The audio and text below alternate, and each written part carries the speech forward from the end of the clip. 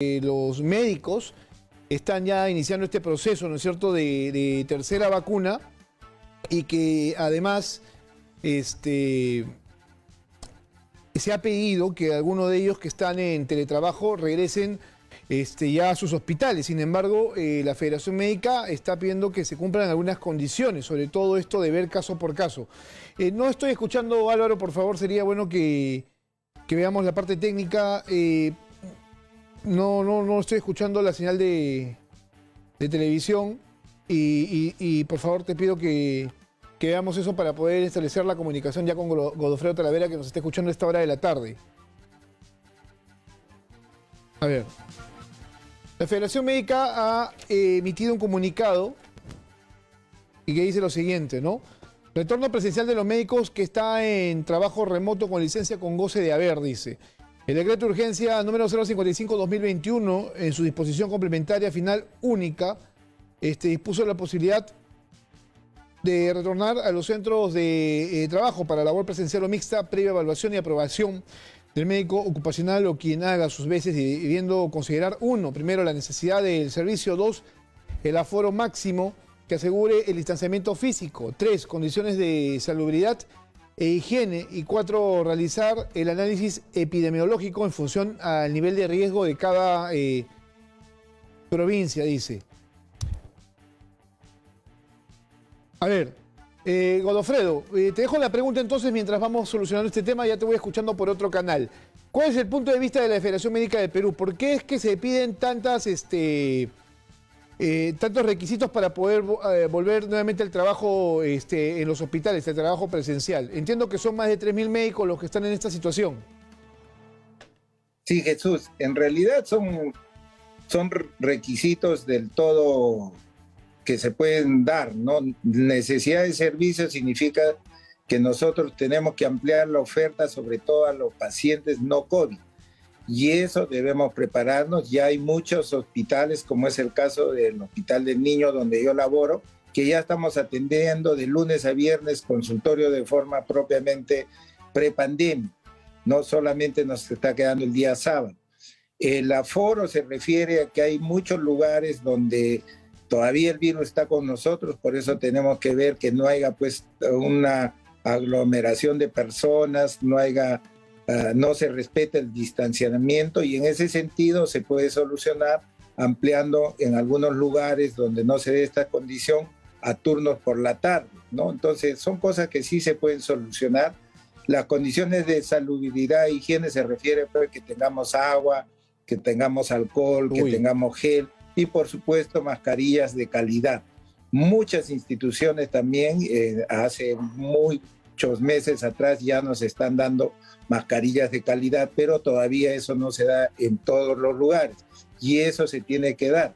Y finalmente, si nosotros tenemos, pues, por ejemplo, ahorita que estamos en Sullana, que están aumentando los casos, tenemos que retroceder, o sea, ya otra vez extremar un poco las medidas, y la atención ya se debería priorizar más al COVID que a las otras patologías.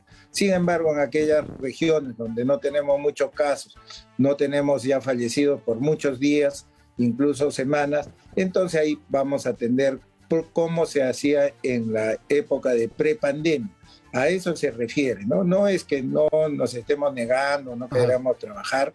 Además, también tenemos que reconocer que ya hemos sido vacunados con 2 dosis y tenemos el 93% de médicos vacunados ya con tercera dosis.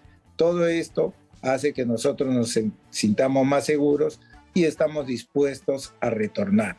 Pero sin embargo, también hay que mencionar que esto debe ser en forma progresiva y también dando pues algún tipo de protección todavía a aquellos que tienen 68 años, por decir, han tenido infarto, tienen diabetes, hipertensión, entonces ellos todavía podrían seguir haciendo la labor de trabajo remoto o en todo caso mixto, ¿no? Eso es lo que se pide.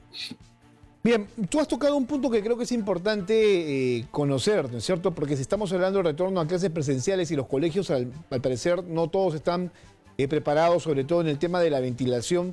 ¿Cómo es que se encuentran los hospitales, no? Porque si hay un problema en cuanto a la salud pública, pasa por la infraestructura. ¿Qué es lo que se ha hecho en los últimos meses, al margen esto de darnos, por ejemplo, las vacunas, de tener un proceso que está avanzando? ¿Qué tanta seguridad hay para los médicos, pero también para los pacientes? Sí, nosotros pues como ya sabemos y la pandemia nos ha desnudado, carecemos de una infraestructura adecuada.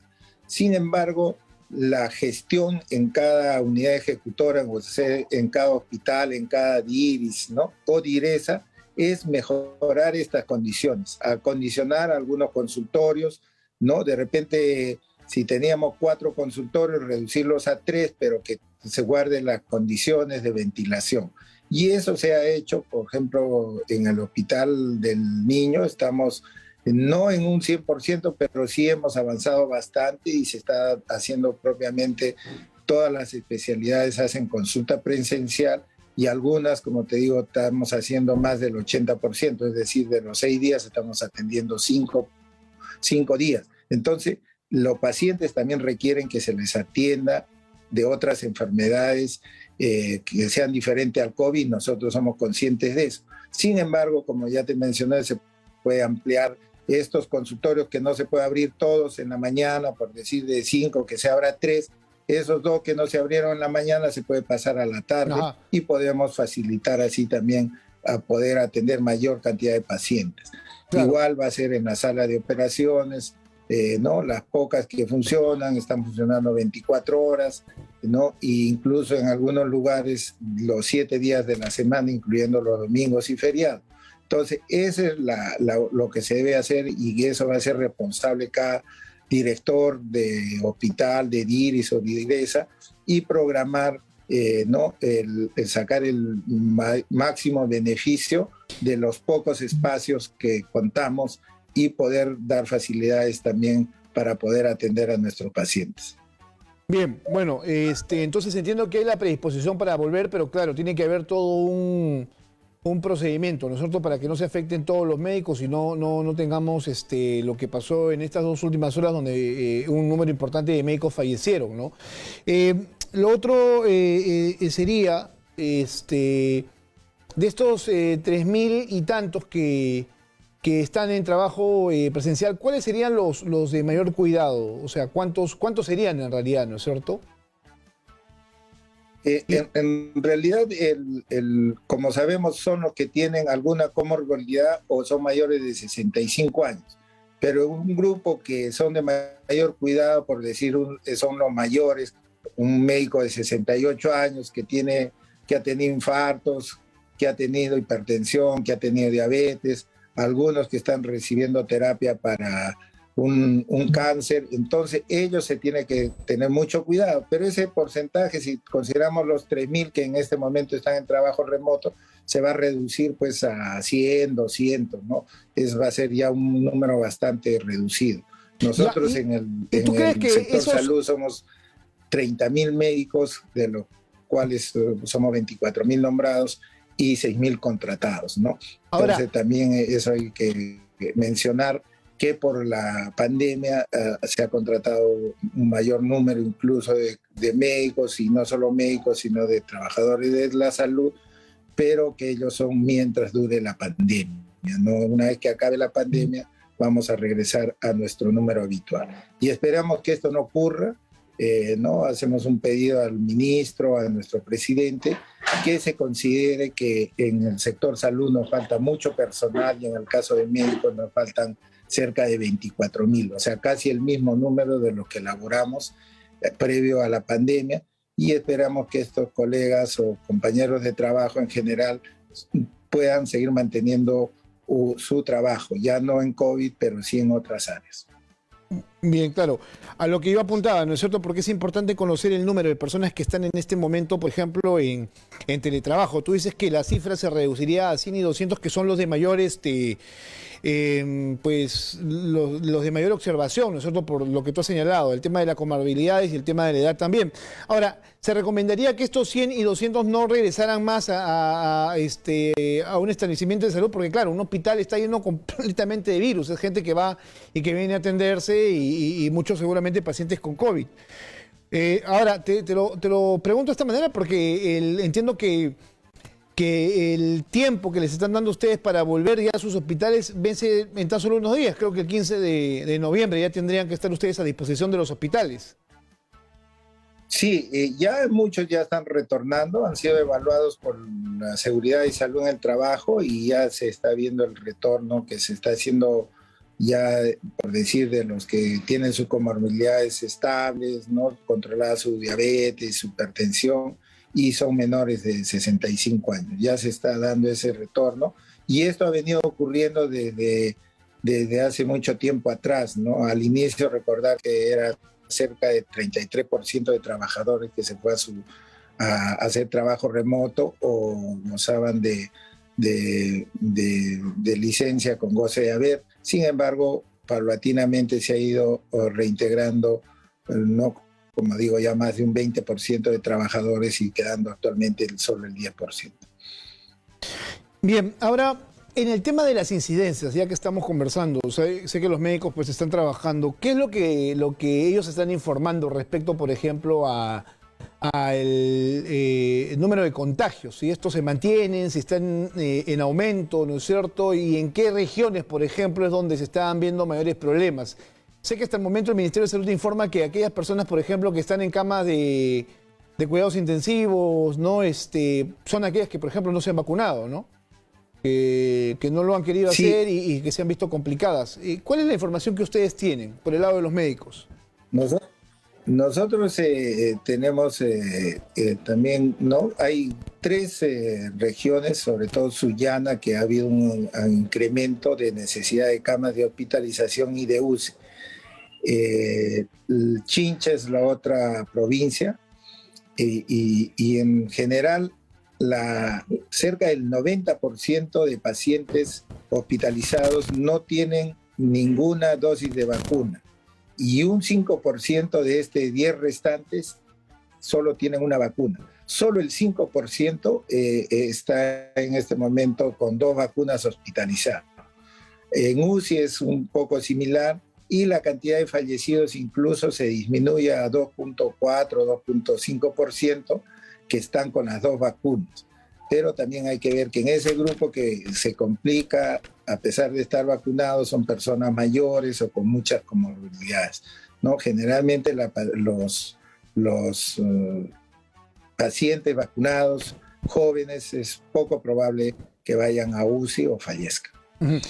Mira, este 5%, tú dices, ¿no es cierto?, son los que están en cama UCI con las 2 vacunas. Ellos, por lo general, suelen superar la enfermedad, ¿no es cierto?, en su mayoría. En su mayoría y comparativamente, como digo, 5% con 2 vacunas están en UCI y solo fallece el 2.4% comparado, o sea, hay la mitad, más de la mitad tienen del riesgo de no fallecer versus los no vacunados, ¿no? Y los vacunados con una dosis es un 2.5, 2.6%, y sin ninguna vacuna es 95%. O sea, es una enorme diferencia claro, de los que fallecen versus los vacunados versus los no vacunados. Claro, ¿no? Al final la vacuna cumple con su... De cada 100 fallecen 2 a 3 y los no vacunados o vacunados con una dosis es 97. O sea, es una gran diferencia. Claro, al final, como lo estaba por señalar, la vacuna cumple con su objetivo, ¿no es cierto?, de evitar que te mueras. Solo una cosa más, Godofredo, porque aquí tengo un dato que viene de Piura y que lo estábamos comentando más temprano aquí con los chicos en la producción, ¿no? Mira este dato, a ver si tú tienes lo mismo. Por cada 6 jóvenes que se contagian con COVID-19, 4 padres o abuelos fallecen, ¿no? Esto está pasando en Sullana, Talara, Yavaca y Paita. ¿Por qué es que se está dando esto? No sé si tengas tú esa información. No la tenemos exactamente la información, los datos en porcentajes o números, pero sí es lo que hemos visto, que muchas veces, pues, y siempre lo hemos mencionado, y ustedes también, que se cuiden los jóvenes, porque ellos salían a divertirse, iban a reuniones, y al final llevaban el virus a la casa, y el que se contagiaba y fallecía eran los abuelos, no padres mayores. No tenemos exacto el número, pero también lo que hemos visto es que en muchos casos se han contagiado familias enteras, ¿no? Familias que se han reunido a pesar de que se decía que las reuniones deben ser dentro de la familia, pero la que vive en el mismo domicilio. No podemos reunirnos con nuestros hermanos o padres si es que no vivimos en el mismo domicilio, y eso todavía lo debemos seguir manteniendo. El virus todavía está con nosotros, ¿no? Y esperemos pues que no ocurra lo que está ocurriendo en este momento en Sullana, que hay un rebrote, y propiamente ahí hablaríamos ya de la tercera ola en esa en esa provincia. Pero en el país, como ya lo había mencionado anteriormente, estamos con números estables todavía, con camas UCI en menos de 900. No hay que recordar que llegamos a 3.000 y había más de 2.000 esperando por una cama UCI. Llegamos a 15.000 camas, pacientes hospitalizados, y actualmente estamos en 3.100. O sea, vemos pues que hay una disminución importante tanto en el uso de camas UCI y camas de hospitalización. Entonces, esperemos seguir así y que nos dé mayor oportunidad de seguir vacunando, ¿no?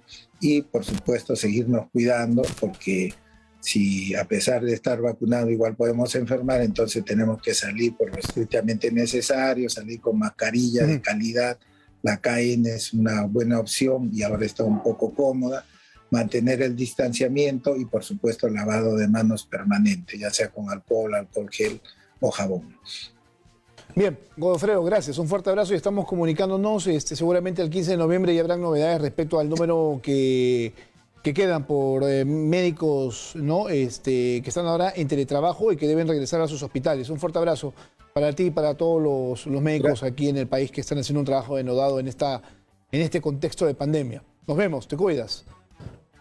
Bien, 1 de la tarde con 57 minutos.